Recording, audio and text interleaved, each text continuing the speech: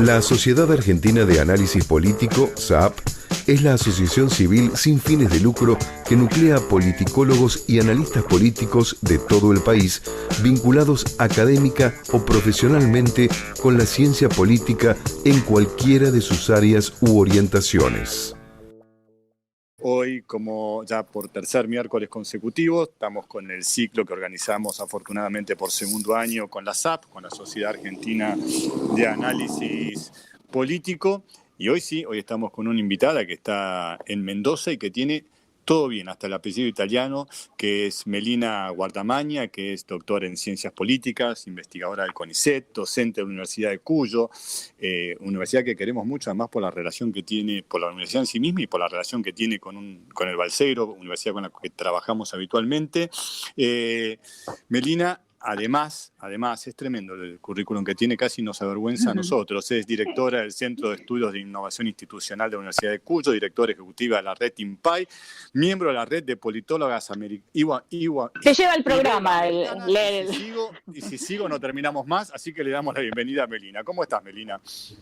¿Cómo andan? Un gusto acompañarles en este día de sol. En este día de sol. ¿Está nevando en Mendoza? Bueno, en Mendoza. Ahora no, bueno, a ver, no nevó en el llano, en la ciudad, pero sí acá cerquita, como ya en el Pedemonte el fin de semana pasado. Así que podíamos, como nosotros no estamos como tan aislados, nos dejan salir un poco, así que ahí salías y te encontrabas nieve cerquita. Qué lindo, Pedemonte. ¿Qué tal, Melina? Qué lindos nombres tienen en Mendoza, ¿no? Italianos. Italianos. Pedemonte, sí. Ahí viene. Pero Tupungato no es italiano. Tupungato tienen apelaciones muy lindas, ¿no? Perdóname, Tupungatini, que después le pusieron Tupungato. No he llegado a indagar el nombre, si los nombres de los departamentos tienen raíces, cuáles son sus raíces, pero bueno, se podría. Sí, pero lo dejamos para otro programa eso. No, porque hay una influencia italiana muy grande en Mendoza, ¿no? Enorme. Inmigrantes italianos. Enorme. Estamos en todos lados, eso me gusta. Bueno, pero hoy vamos a aprovechar ese currículum tan frondoso que tiene Melina, si nos ayuda a pensar, a reflexionar un poquito como Estado, como sociedad, ¿no? A nosotros los argentinos y a todo lo que nos falta para alcanzar el ideal. Y Melina, yo quería preguntarte un poco sobre esta sensación que existe sobre nuestro país de que no tenemos continuidad en las políticas, ¿no? No sé si llamarlas políticas de Estado, si está bien definido así, pero la sensación es que cada gobierno hace su intervención de acuerdo mucho a lo que le conviene en el momento o lo que le da votos para la próxima elección. Y por eso tenemos tantas deudas pendientes, ¿no? Empezando por el tema de la pobreza en la Argentina. ¿Hay políticas de Estado en nuestro país?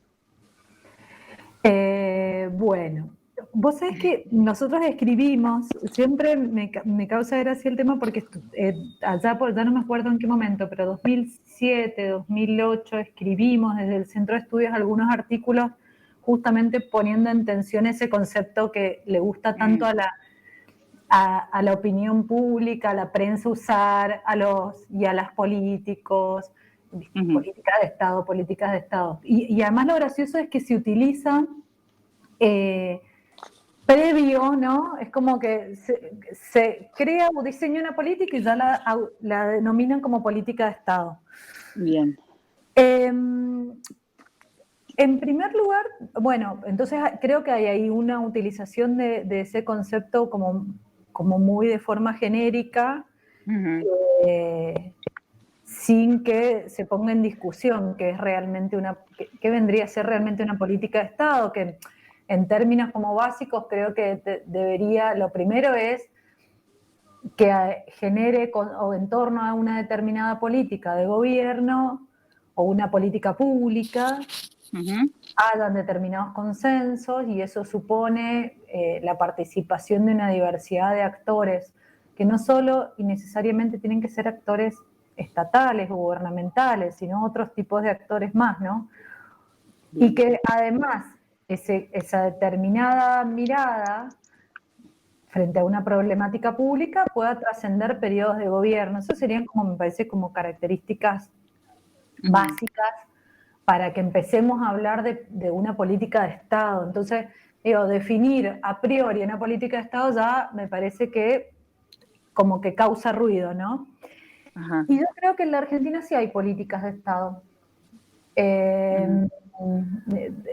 No soy una persona, a ver, soy una persona muy pro Estado, entonces trato de rescatar cuestiones que tienen que ver con políticas que en la Argentina, por ejemplo, el tema de derechos humanos, desde el retorno a la democracia, si nos ponemos a ver, y más allá de las improntas que cada gobierno, cada gestión gubernamental le ha dado a la temática, sí, todo lo que tiene que ver con el reconocimiento, el sostenimiento.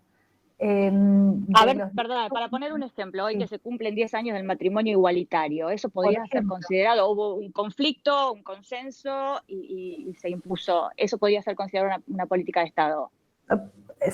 Sí, a ver, digo, yo enmarco todo lo que tiene que ver con género, reconocimiento de nuevos derechos, como un claro ejemplo, lo que tiene que ver con el matrimonio igualitario, son políticas de Estado. ¿Pero por qué?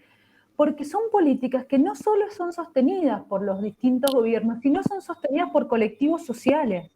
Es muy difícil que vos hoy retrocedas en el reconocimiento de derechos, que venga un gobierno X, ¿no? Con una determinada ideología, y que retroceda en el reconocimiento de esos derechos, porque la sociedad no lo va a permitir. Bien. Perfecto. Entonces, por eso yo les decía que el concepto de políticas de Estado me parece que no solo hay que mirar, cuando uno mira en el tiempo, retroactivamente, no solo tenés que mirar cuáles son los actores estatales o los actores gubernamentales. Ahí se conjugan otros actores que son los que terminan sosteniendo también determinada la evolución y el sostenimiento de esas políticas. O sea, la legitimación quizá por parte de los ciudadanos. Hoy tenemos muchísimas vías de participación ciudadana, con las redes sociales también, ¿no? Hemos visto cómo se generan manifestaciones y encuentros que antes no podían existir a través de las redes ciudadanas. Ese es un actor importante, imagino. Claro, y actores que se van institucionalizando en el tiempo. Hoy, por ejemplo, con el tema de género, ni una menos. Todos los movimientos que... a ver, tienen una existencia que han logrado institucionalizar determinadas demandas y el reconocimiento de derechos sobre los que, aunque venga un gobierno que esté totalmente en contra de eso, obviamente dentro de los parámetros de la democracia estoy hablando, ¿no? No podés ir para atrás con eso, porque esos actores están institucionalizados y han logrado, a través de esa institucionalización, introducir temáticas en la agenda pública que perduran a pesar de los gobiernos, o más allá de los gobiernos, no a pesar, digo, más allá de los gobiernos, ¿no? Perfectamente claro, Melina. Y hoy estamos hablando con Melina Guardamaña, es doctora en ciencia política. Estamos hablando del gerenciamiento del Estado y políticas públicas en estos encuentros que hacemos con la SAP. Y es muy claro lo que vos decís en términos de políticas de derechos humanos, más allá de las, como vos bien definías, de los distintos matices que podría tener cada gobierno, es algo con lo cual ya no se vuelve atrás. Y lo mismo lo que comentaba Paula sobre políticas de género. Ahora, Melina, para quedarnos un segundo más en este tema, después de haber definido cómo definiste, que no todo es política de Estado, sino que para ser política de Estado se necesitan otros requisitos, no solo lo que venga y diga un gobierno, sino todo de alguna manera un consenso y un apoyo y una legitimidad que le dan otros sectores de la sociedad. Cuando hablamos, por ejemplo, estos dos son dos casos muy claros. Yo me acuerdo cuando hablábamos con Juan Gabriel Tocatrián el año pasado, creo que fue el año pasado o el anterior, que se estaba hablando sobre la despenalización del aborto, y él decía, Argentina está perdiendo otra oportunidad de ponerse a nivel internacional muy arriba, como hicimos con el tema de derechos humanos. A ver, ¿cuáles son, en lo que vos podrías decir, políticas de Estado, lugares donde vos viste que Argentina... Y nosotros también estamos muy a favor del concepto de un Estado fuerte, si bien no lo habíamos hablado antes, te lo comentamos, es un poco la historia de este programa. ¿Cuáles son para vos, como políticas de Estados, deudas pendientes que tiene la sociedad a la hora de exigir y legitimizar? Te tiro alguna y vos podrás decirme, estás equivocado. Educación. ¿Cuáles te... Sí, dale. No, ¿cuáles te parecen a vos?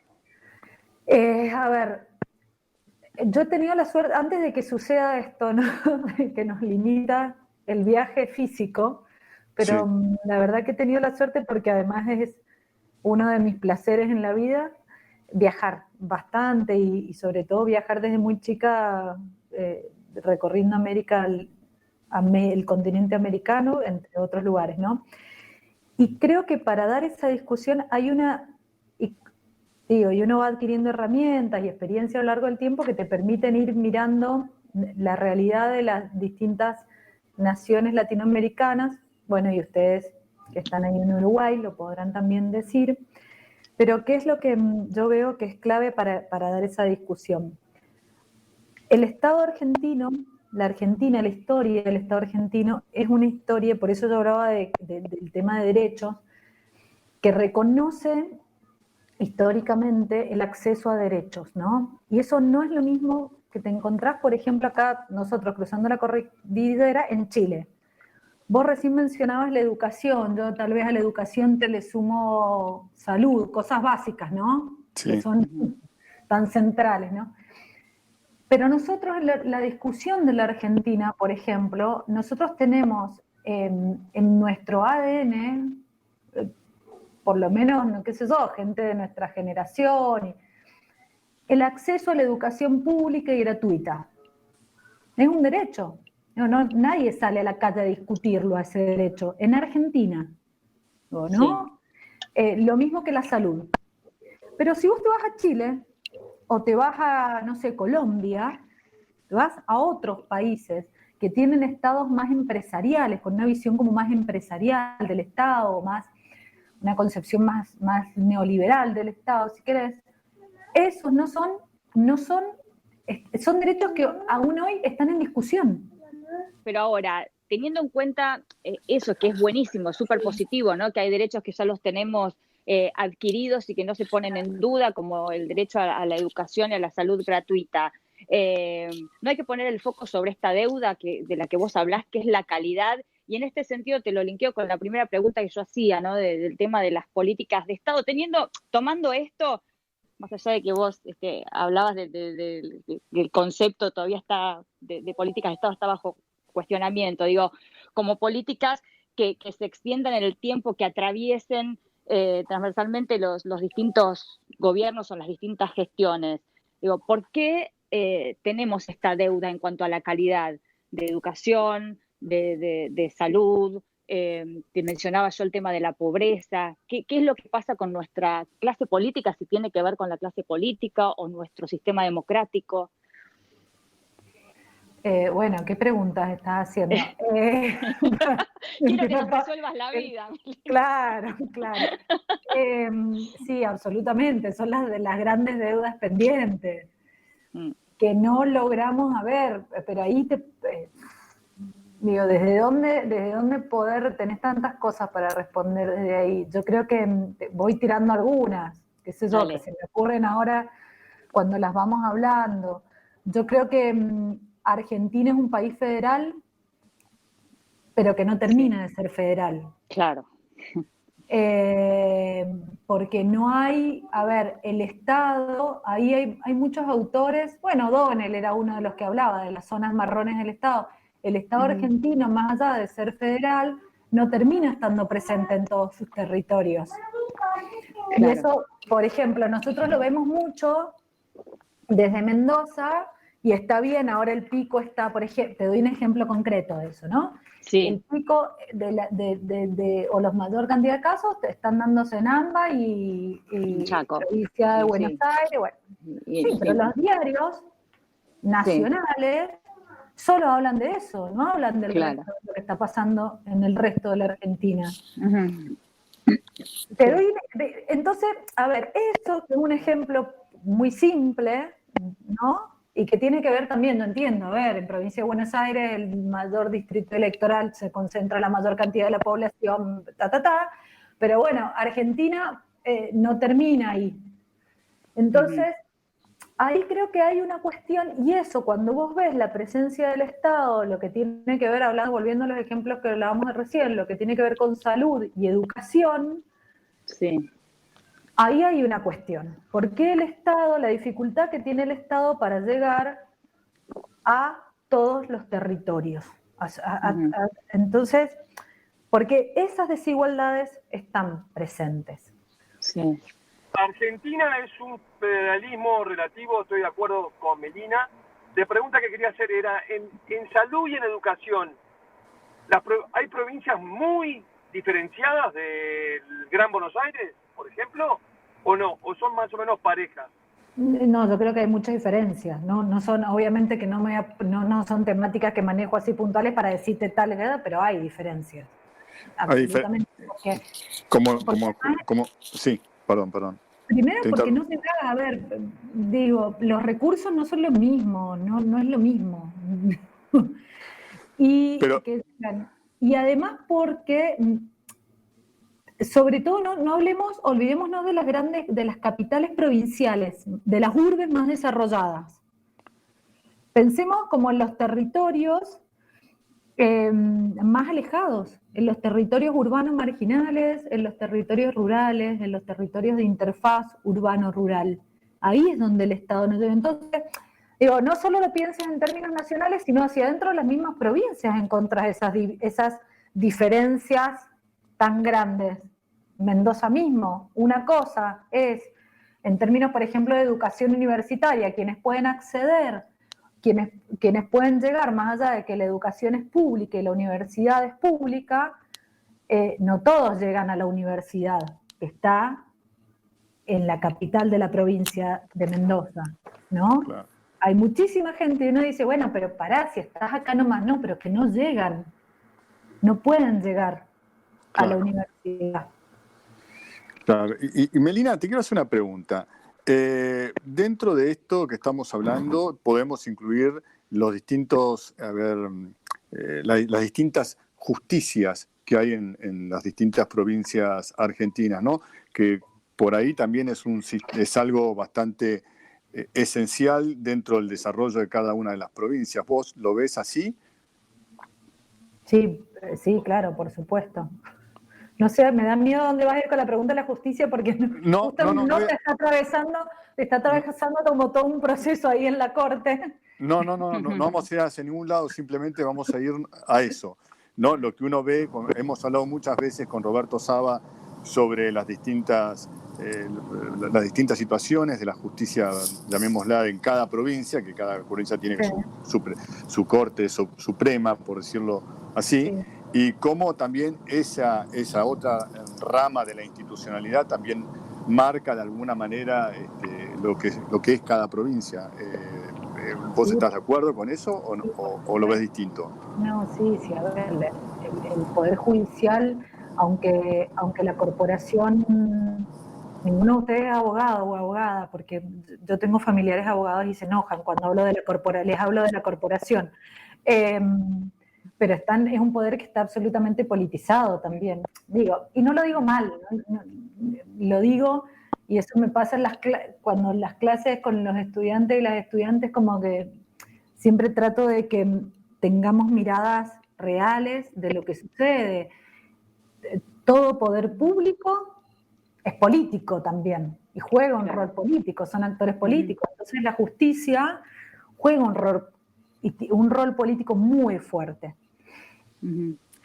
Perfecto. Sí. Melina, ¿y qué pasa con la calidad, ¿no? de nuestros políticos? Digo, ¿están a la altura de todas estas deudas que estamos mencionando que tiene nuestro país? Sé que vos has logrado formar una cátedra, ¿no? Para justamente formar recurso humano para la gestión pública.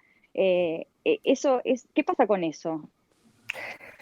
¿Qué pasa? Bueno, es bastante complejo. Yo creo que nosotros en Argentina tenemos cuadros políticos de diversas ideologías y que pertenecen a distintas fuerzas políticas de excelente calidad y muy formados. Creo que hay gente, que hay cuadros muy interesantes.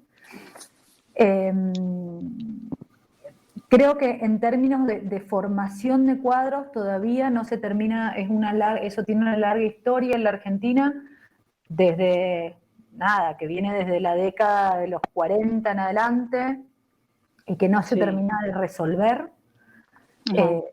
Cómo se tienen que formar los cuadros dirigentes para la gestión del Estado, y ahí como que tenés que hacer dos diferencias, ¿no? Una con lo que tiene que ver con los servicios civiles, es como más se quiere el buró, la formación del gestor o la gestora pública, y por otro lado el cuadro, donde se forma el cuadro político, que son dos cuestiones distintas, pero que están absolutamente interrelacionadas, porque yo siempre, cuando hablo de este tema, hablo más que nada de un concepto de un académico chileno que falleció, que es Carlos Matus, y él hablaba de los cuadros técnico-políticos, ¿no?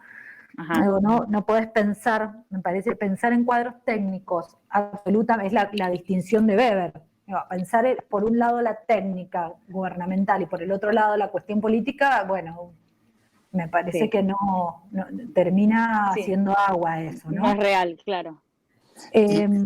Sí, Melina. No, Melina. Quería que, a ver, simplemente para que sigas con el tema de los cuadros, ¿cómo definirías qué es un cuadro político? Porque vos sabés que también está lo que ustedes estudian, analizan a nivel académico, que después debería derramar, no siempre ocurre, y después tenés lo que es la opinión pública, que por lo general tomamos solamente, a ver, los títulos, los highlights, o como quieras llamarlo, sin profundizar. Y muchas veces el tema del cuadro político no es bien visto, se lo considera como algo, como algo demasiado, ¿cómo puedo decirlo?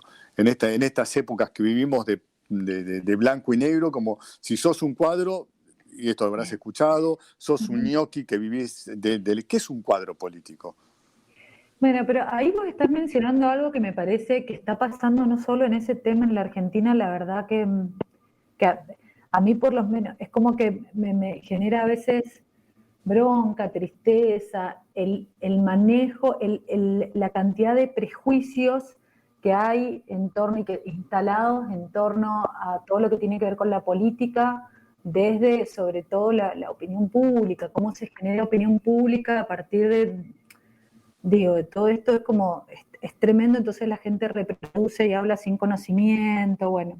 A ver, Melina, discúlpame, pero sí. Yo creo que los políticos de raza se ganaron el desprestigio que hoy tienen, no solo en la Argentina, a nivel mundial, y por eso la política apeló a extra, ¿no? A gente fuera de la política, en cierto sentido, porque vos hablabas de prejuicios, pero algunas cuestiones me parece que o sea, hicieron mérito para ganarse ese desprestigio. Pero ahí te interrumpo, ¿no? Yo no estoy de acuerdo con lo que estás diciendo. Vos hablás de políticos de raza. ¿Qué políticos de raza? Digo, porque ojo, no estoy justificando, seguramente hay gente, corrupta, pero hay gente corrupta en todos los ámbitos, en todos.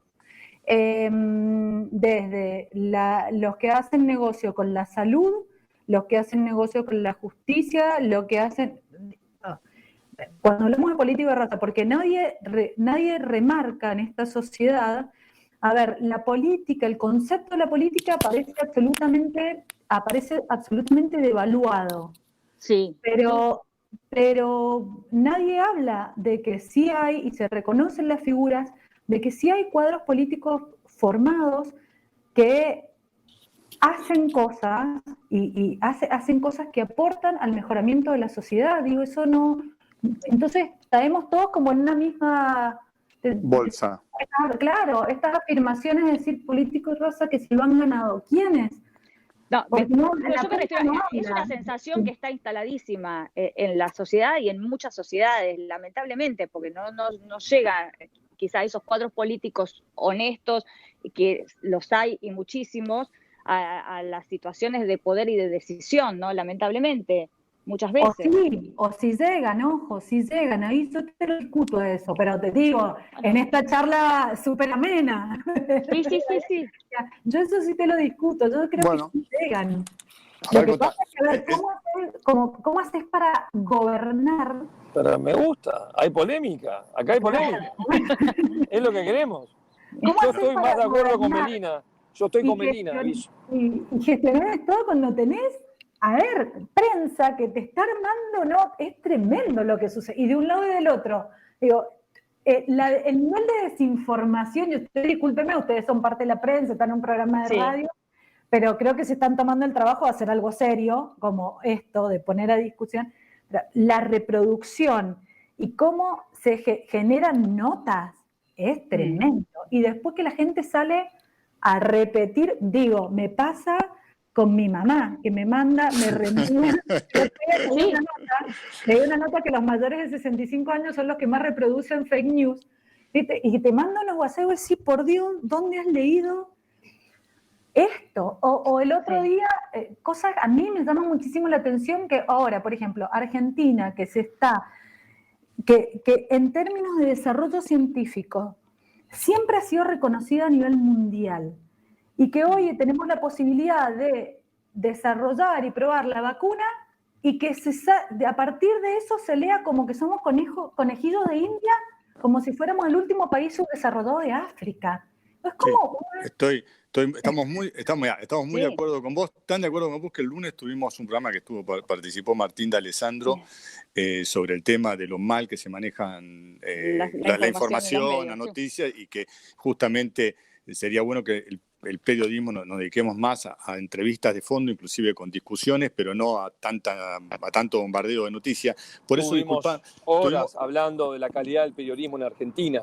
¿no? Podemos hablar horas. Sí, y por eso quería... Son opinólogos, tienen posturas políticas. Bueno, somos, pues estamos en el medio. Pero por eso quería volver, Melina, y que me parecía importante volver a explicar qué es el cuadro político. Porque me parecía que era también ayudar a sacar un preconcepto, ¿no? Esos vías que hay en la sociedad de decir cuadro político, ñoqui chorro, por decirlo de alguna manera brutal, ¿no? Déjame que lo ponga así, por eso te quería pedir que expliques qué es un cuadro político. Bien, a ver, a mí me parece que un cuadro político, y esto de haber leído y haberlo trabajado mucho el tema, tiene que ser una persona primero que tenga vocación por lo público, que entienda que la política tiene que ser un servicio público para orientado a mejorarle la calidad de vida a la ciudadanía. Es totalmente distinto al concepto del empresario, que no se maneja por esa misma lógica. Que tiene que tener una visión que vaya más allá, tiene que formarse con diversas herramientas desde la multidisciplinariedad. Un cuadro político tiene que poder entender conceptos básicos de economía, de finanzas, de política pública, de educación, de salud. Digo, que sea un cuadro... A ver, les pongo el ejemplo concreto. Vos no necesariamente vas a administrar bien un hospital si sos médico,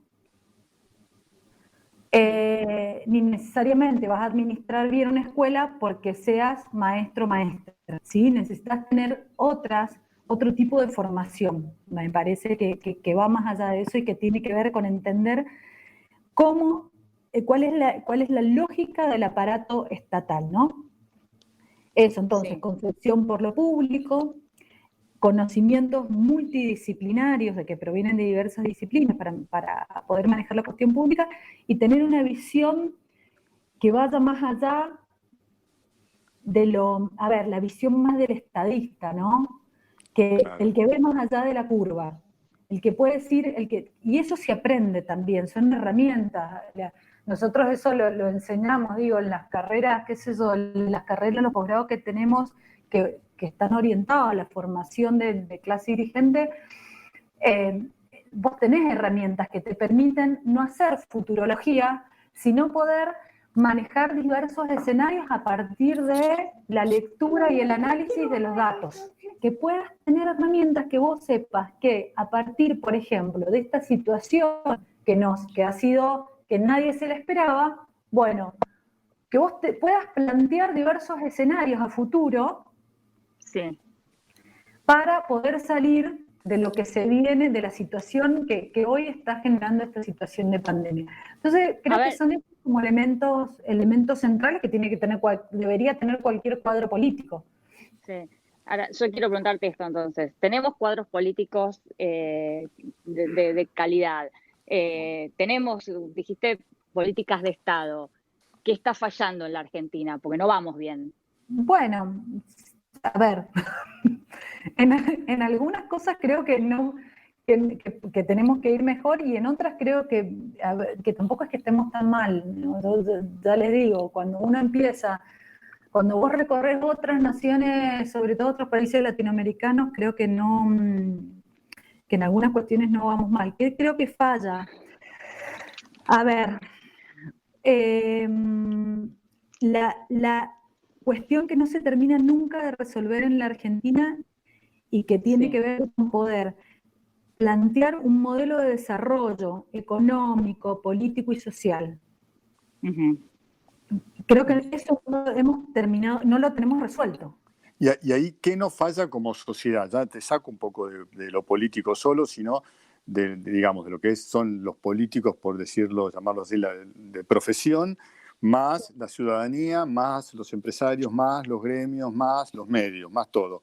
¿Qué es lo que vos pensás que falla? ¿Dónde se tendría que dar o cómo se tendría que dar ese debate? Porque finalmente es nuestra asignatura pendiente que nos está costando muy caro desde hace mucho tiempo. Por eso, ¿dónde te parece que se tiene que dar? Pues yo te escucho a vos y estoy de acuerdo con vos. Por otro lado, vemos lo que marca Paula y decís, bueno, pero no tenés un país, tenés un país con 50, 55% de pobres, ¿no? Sí.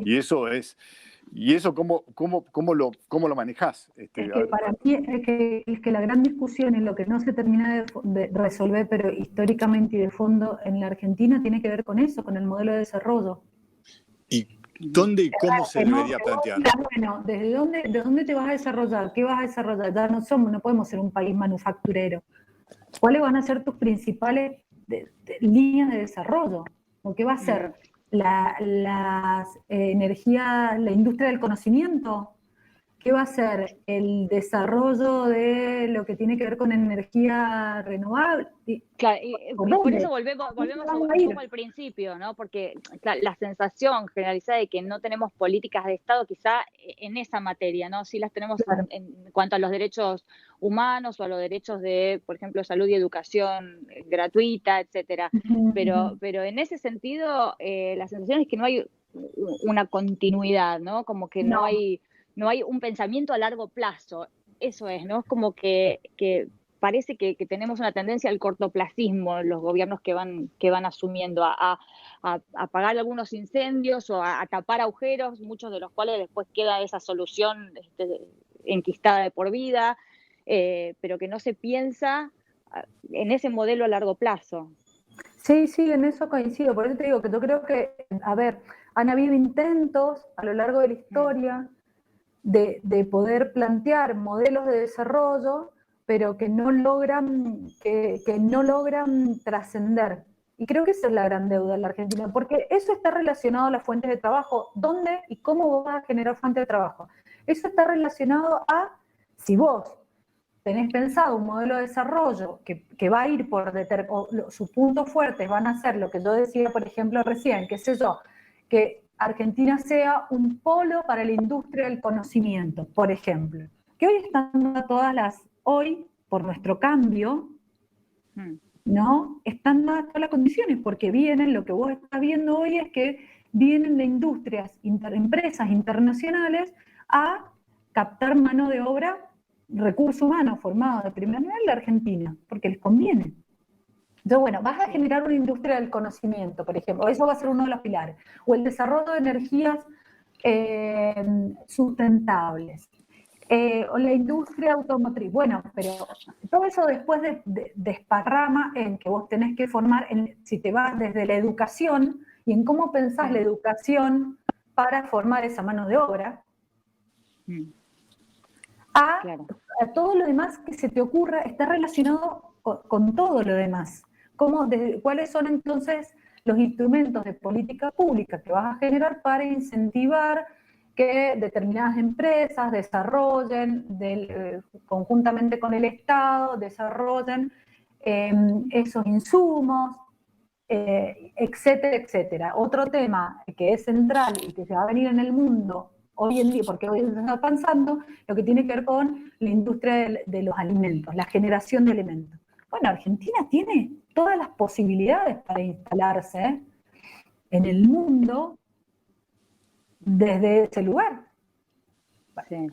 Ahora, yo te entiendo no perfecto. termina de resolver, me parece. Claro, y en tu experiencia, o por lo menos por lo que viste en otros países, o lo que vos sentís a través de tus estudios, ¿por qué no llegamos nunca? Estamos, creo que los cuatro, totalmente de acuerdo que ese es el punto más débil que tiene la Argentina, y podemos ver qué modelos de país quería Alfonsín, cómo lo cambió después Menem, después lo que ocurrió, bueno, más adelante con Néstor Kirchner, después lo que propuso o no propuso el macrismo, y bueno, ahora estamos afectados por la pandemia, pero veremos lo que propone Alberto Fernández. Pero ¿por qué no hay como algo de decir, bueno, mira, ¿quiénes, de qué manera? Te lo pregunto desde una preocupación y de una tristeza muy grande, porque me había afectado muchas veces por esta no programación o diagrama que debería tener Argentina, por lo menos en grandes rasgos, como columna vertebral, para ir avanzando con las modificaciones que implica el transcurrir del tiempo. Pero ¿por qué no logramos? ¿Por qué no está instalado en la opinión pública? Digo, la opinión pública, y acá sí también meto a los políticos, meto a los empresarios, meto a los medios, meto a todos, al vecino del barrio, una discusión como, que después les puede haber salido muy mal por otros motivos, como en Brasil tuvo un modelo de industria. Y los brasileños eran industria. Después tuvieron todos los desfasajes más que institucionales, de pobreza, todo eso, sin ninguna duda. Pero Brasil tenía un modelo de industria, ¿no? De potencia industrial, de industria. En Argentina eso no lo tuvimos, porque sabés que de Alfonsín a Menem pasó una cosa bastante, una explosión, y así sucesivamente. ¿Por qué no podemos instalarnos, o cómo debería ser la forma para instalar al menos un diálogo para un modelo?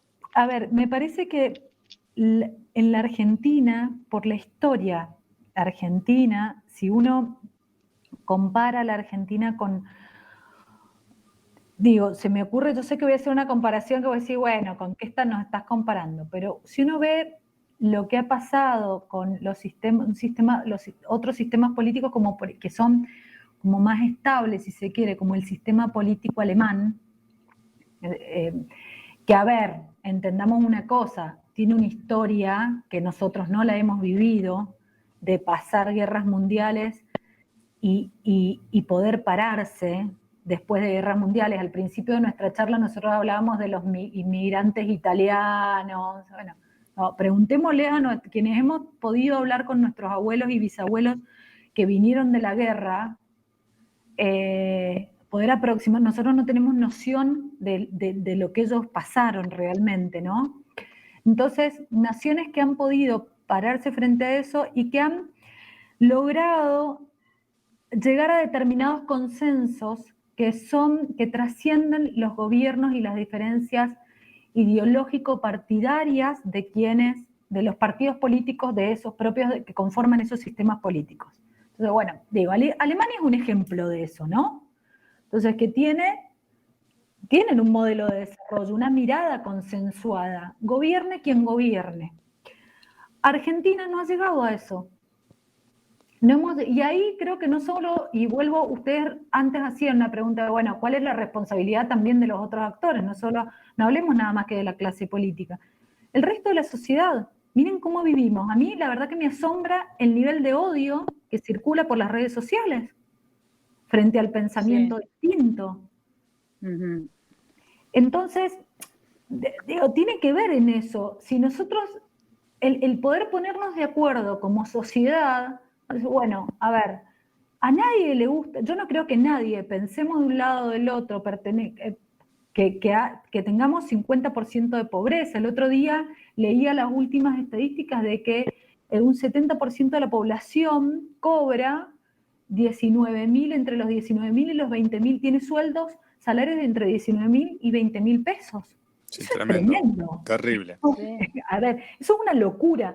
Digo, nadie que sea una persona con más o menos que coincidamos en los valores, ¿no?, puede estar de acuerdo con eso. Entonces, hay cuestiones centrales en las que es como que el odio y esta cuestión nos supera. Y no podemos decir, pero si estamos todos de acuerdo que tenemos que trabajar para aumentar el nivel de empleo, para disminuir los niveles de pobreza. Son cuestiones centrales en las que nos tendríamos que sentarnos y poder consensuar, bueno, cuál es la mejor forma de poder avanzar en un modelo de desarrollo que sea inclusivo, equitativo y sostenible. Melina, ¿por qué pensás que nos cuesta tanto históricamente, ¿no?, el tema del consenso? ¿Incluyeron la materia en la cátedra esta de gestión pública? No, ¿sabés qué es lo interesante de lo que nosotros vivimos en el posgrado? Que generalmente lo hacen muchos funcionarios y funcionarias y gestores y gestoras de diversos gobiernos, ¿no? Y gestiones. Ajá. Y es re interesante el nivel de respeto y personas que tienen concepciones ideológicas y totalmente distintas, pero el nivel de respeto con el que se habla dentro de esos espacios. Es decir, que se puede. Pero ahí te quiero hacer una pregunta. Pues yo lo mismo le pregunté a Martín D'Alessandro, que es el presidente de la Sociedad Argentina de Análisis Político, cuando ustedes hicieron, si no me equivoco, el año pasado, el último congreso, y yo veía las mesas que tenían invitados, que eran fantásticas. Además, dentro de las mesas de invitados había realmente de lo que uno ve de espectros políticos totalmente distintos, y le pregunté cómo se desarrollaban. Me dice, mira, lo mismo que decís vos, decía exactamente lo mismo que decís vos. Y ahora después no sé si creo que ya no va a quedar mucha más pregunta. ¿Vos pensás que eso que vos ves, y que me lo decían algunos diputados dentro de lo que hablaban dentro de la Cámara, dentro del Congreso, nos llevamos bien, pensamos distinto más, pero después cuando aparecen ellos, ahora sí te hablo de los políticos, a hablar públicamente, es cierto que vos lo definiste muy bien, están las superestrellas políticas y después están los miles de políticos que hacen política, llamémosla, no sé si territorial, que ese es tu tema, pero que hacen política de la que por ahí no se ven los medios, por decirlo de alguna manera. Pero después, ¿por qué cuando suben a los medios, incentivados por los medios, pinchados por los medios, o por lo que sea, o por lo que necesitan saber, o porque dependen mucho de las encuestas, ¿por qué se ponen a veces tan agresivos tipos que vos sabés que cuando apagan la cámara o cuando sacan el tuit o cuando tienen un diálogo entre ellos y lo sabés? Bueno, ahí se mezclan varias cosas. Primero, la cuestión así como de la política, propia de la política, que es eso de que, bueno, necesitan prensa, salen y dicen cosas porque necesitan prensa y porque saben además que la prensa compra eso y que se reproduce. Entonces, que digo, a quienes conocemos o analizamos la política te terminás riendo. La verdad que de esas afirmaciones, lo que pasa es que hay muchísima cantidad de gente que por ahí las reproduce y las compra. Entonces ahí vuelvo sobre algo que lo venimos hablando.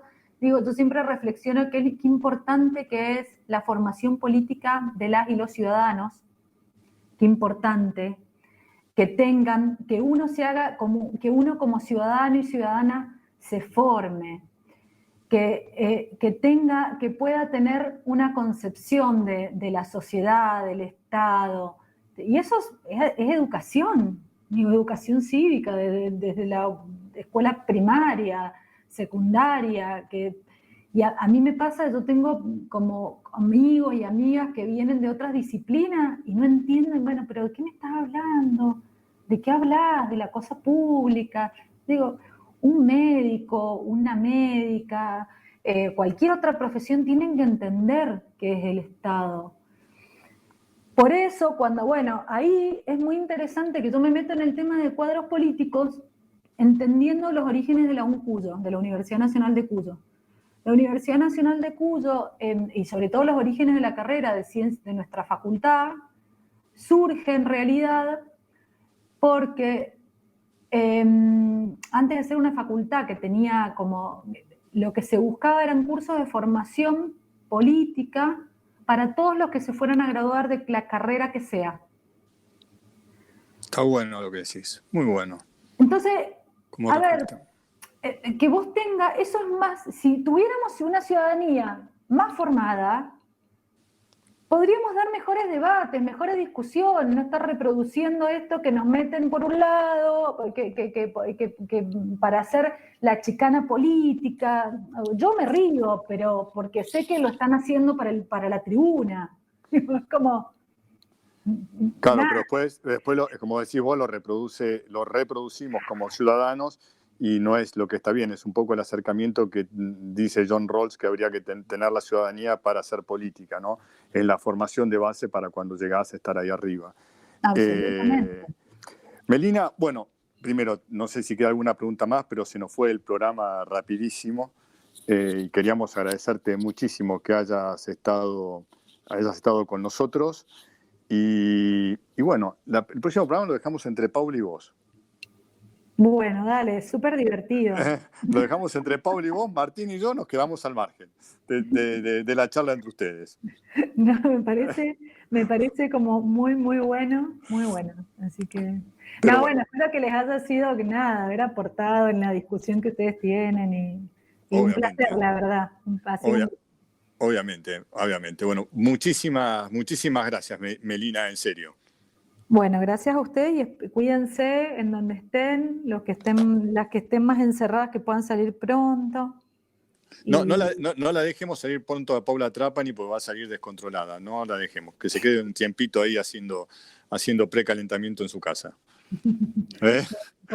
Bueno, invitados a Mendoza para cuando quieran. Gracias, Melina, muchísimas gracias. Bueno, un beso grande. Chao. Era Melina Guardamaña, doctora en Ciencias Políticas, investigadora del CONICET, docente de la Universidad de Cuyo. Estuvimos hablando en el tercer programa del siglo con la SAP, Sociedad Argentina de Análisis Político, del gerenciamiento del Estado y políticas públicas.